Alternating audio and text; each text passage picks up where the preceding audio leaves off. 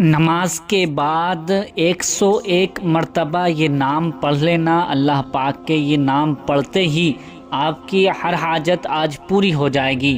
90,000 حاجتیں آج پوری ہو جائیں گی، ہر بگڑا کام بن جائے گا، مصیبتیں دور ہو جائیں گی، جتنی بھی پریشانیاں آنے والی ہیں وہ سبھی اللہ پاک آپ کی حفاظت فرمائے گا۔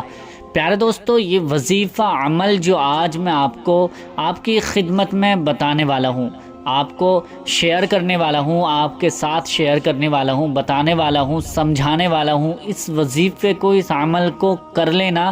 انشاءاللہ جو بھی دعا اس وظیفے کو کرنے کے بعد مانگو گے، اللہ رب العزت ہر دعا، ہر جائز تمنا کو آپ کی پوری فرمائے گا، ہر مصیبتیں دور کر دے گا، پریشانیاں ختم ہو جائیں گی اور مصیبتیں بھاگ جائیں گی، ٹل جائیں گی، اور جو بھی دعا آپ مانگیں گے اللہ رب العزت اسے اپنے فضل و کرم سے آپ کو ضرور آپ کی ہر دعا، جائز دعاؤں کو قبول فرمائے گا۔ پیارے دوستو، یہ جو وظیفہ میں آپ کو بتانے والا ہوں اس کو غور سے سن لینا اور اس پر عمل کر لینا۔ تقدیر کے بند دروازے کھل جائیں گے، آپ کی تقدیر چمکنے لگے گی اور جو بھی آپ چاہیں گے وہ آج ہو جائے گا، جیسا چاہیں گے ویسا ہو جائے گا۔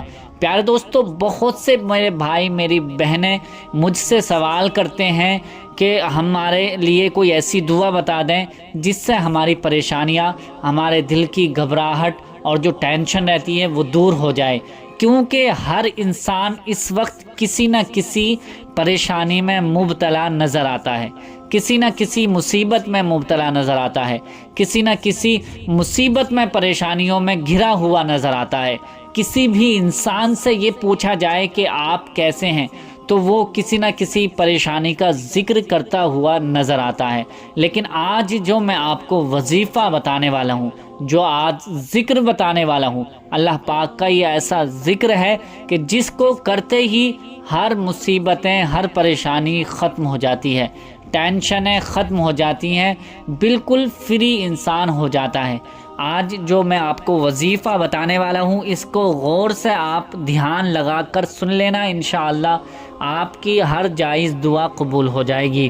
پیارے دوستو، گھر میں اگر کسی بھی طرح کی پریشانی ہے، یا آپ کماتے ہیں لیکن اس میں برکت نہیں ہوتی ہے، یا آپ کا کاروبار نہیں چل رہا ہے، آپ کا کوئی بزنس ہے، کوئی کام ہے، کوئی کاروبار ہے، اپنا کاروبار ہے اور اس پہ آپ بہت محنت کرتے ہو لیکن آپ کے پاس کسٹمر یا گراہک وغیرہ نہیں آتے ہیں، یا آپ کہیں جاب کرتے ہیں، یا آپ کسی جاب کے لیے، مطلب آپ کسی جاب کی تلاش میں ہیں اور آپ کو کوئی جاب نہیں مل رہی ہے، صحیح سا کام نہیں مل رہا ہے، تو اس وظیفے کو اسی نیت سے کر لینا، جائز تمنا اللہ پاک سے مانگ لینا، جائز دعا مانگنا۔ اس وظیفے کو کرنے کے بعد 100% میں اللہ کی ذات سے امید ہے، اللہ کی ذات سے امید ہے کہ آپ جو بھی جائز دعا مانگو گے اس وظیفے کو کرنے کے بعد آپ کی ہر جائز دعا قبول ہو جائے گی، ہر بڑے سے بڑا مقصد آج پورا ہو جائے گا۔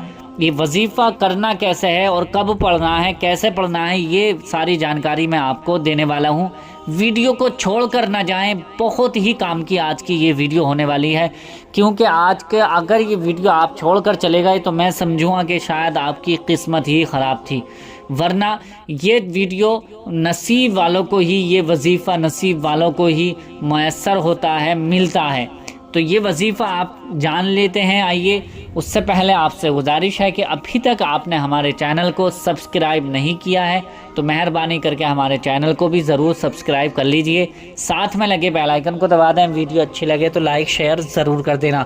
سب سے پہلے آپ کو پیارے دوستو نماز، کوئی سی بھی نماز ادا کرنی ہے، کسی بھی طرح کی نماز، مطلب جیسے فجر کی نماز ہو، فجر کی نماز پڑھنے کے بعد بھی یہ وظیفہ عمل کر سکتے ہیں، ظہر کی نماز کے بعد بھی یہ وظیفہ عمل کر سکتے ہیں، عصر کی نماز کے بعد بھی کر سکتے ہیں، اور مغرب کی بات بھی، عشاء کے بعد بھی، یعنی سونے سے پہلے پہلے کسی وقت بھی یہ وظیفہ عمل کر لینا، کر سکتے ہیں۔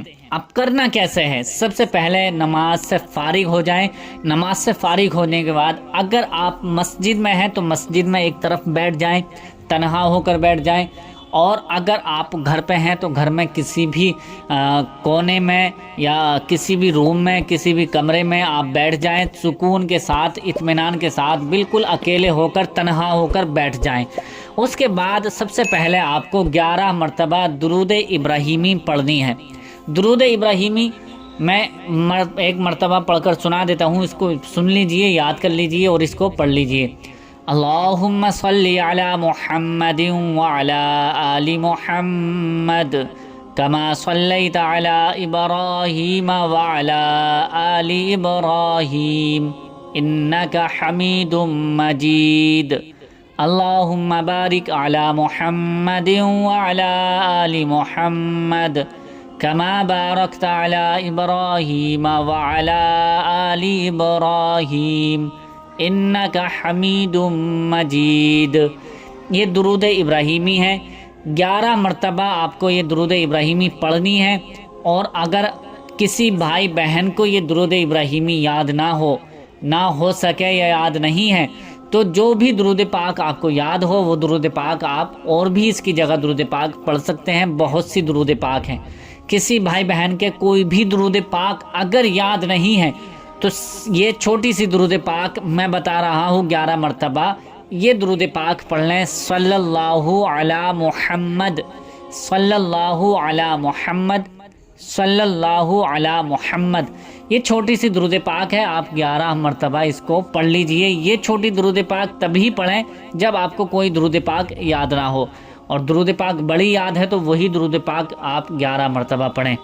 11 مرتبہ درود پاک پڑھنے کے بعد اس کے بعد آپ کو اللہ پاک کے یہ دونوں صفاتی ببرکتی نام ملا کر پڑھنے ہیں۔ یا ارحم الراحمین، یا ارحم الراحمین، یا ارحم الراحمین، یا ارحم الراحمین، یا ارحم الراحمین۔